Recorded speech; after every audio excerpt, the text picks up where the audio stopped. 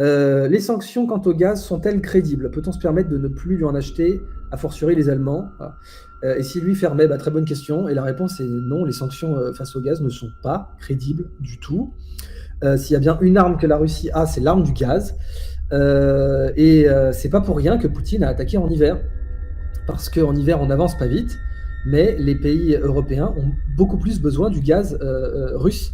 Alors évidemment, Poutine aurait dû attaquer encore plus tôt, mais il a certainement eu un deal avec les Chinois de ne pas attaquer pendant les Jeux Olympiques d'hiver. Voilà.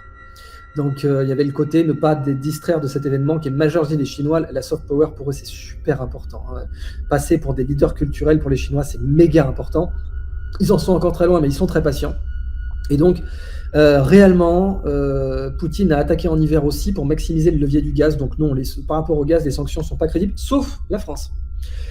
Nous on s'en fout du gaz russe. Ça, c'est un point remarquable.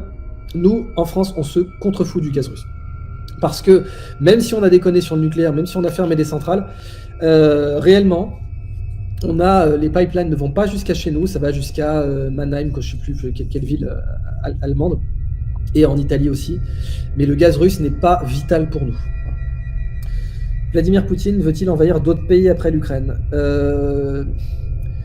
Oui et non, c'est-à-dire ce que veut Vladimir Poutine, c'est idéalement qu'il y ait autant d'États tampons entre lui et l'OTAN que du temps de l'URSS, ce qui n'est pas possible, puisque la Pologne est rentrée dans l'OTAN et la Roumanie aussi.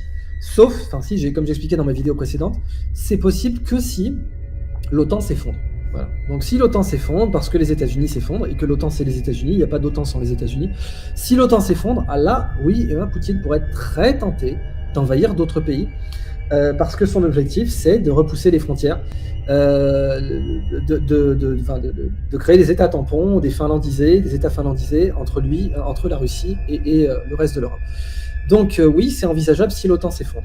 Et c'est pour ça que je disais qu'on vit dans un monde dangereux, parce qu'on vit dans un monde où Taïwan est tenté de s'armer nucléairement, où la Pologne est tentée de s'armer nucléairement, où le Japon est tenté de s'armer nucléairement, et où évidemment l'Allemagne est tentée de s'armer nucléairement. Et quand vous avez, je vais prendre un peu le point de vue de mon ami Pierre-Yves Rougeron là-dessus, quand vous avez des politiciens français qui disent « Ah oui, l'Allemagne, ils étaient un peu complexés par leur passé, mais c'est bien, là, on les voit se réaffirmer dans la politique internationale, on les voit, c'est cool ». Ça, j'ai envie de les baffer, ces géopolitologues-là, parce qu'ils n'ont rien compris. Une Allemagne qui se réaffirme dans la politique internationale, ça veut dire quoi? Ça veut dire une Allemagne qui est nucléarisée d'ici 2035. C'est ça que ça veut dire, bande d'abrutis. Et donc vous pouvez être là en mode « Ah, c'est génial que l'Allemagne revienne comme ça, fasse fi de son passé, de la Deuxième Guerre mondiale. » Oui, est-ce que tu as envie d'avoir une Allemagne nucléaire en Europe? Moi non, j'ai pas envie. Donc et c'est ce qui nous attend. Et en Asie du Sud-Est, un monde sans le gendarme américain, même si voilà, je ne peux pas être accusé d'avoir de pro-américanisme primaire, mais l'ASEAN, par exemple, n'a pas l'arme atomique. L'ASEAN pourrait être méga tenté de l'avoir. Et ça vous donnerait des pays comme le Vietnam qui pourraient être tentés d'avoir l'arme atomique.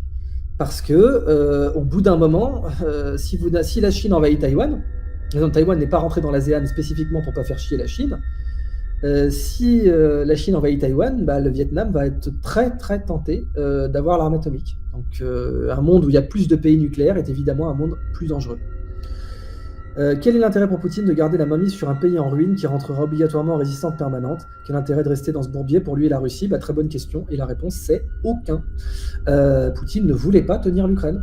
Ce qu'il voulait, c'était renverser l'exécutif, mettre un exécutif pro-russe et se casser. Exactement, en fait, il voulait faire comme George Bush père, parce que le père intelligent, comme disait un de mes profs de géopolitique, Pascal Chéniaud, George Bush père, il a pris toute l'intelligence sur 3 générations, il a pris l'intelligence pour toute la famille. George Bush père était supérieurement intelligent. Il n'a pas été patron de la CIA pour rien, c'était quelqu'un de brillant.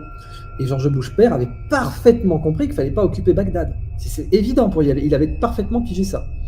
Merci au fait pour les dons dans le chat, Linoa, etc. Vraiment, merci beaucoup.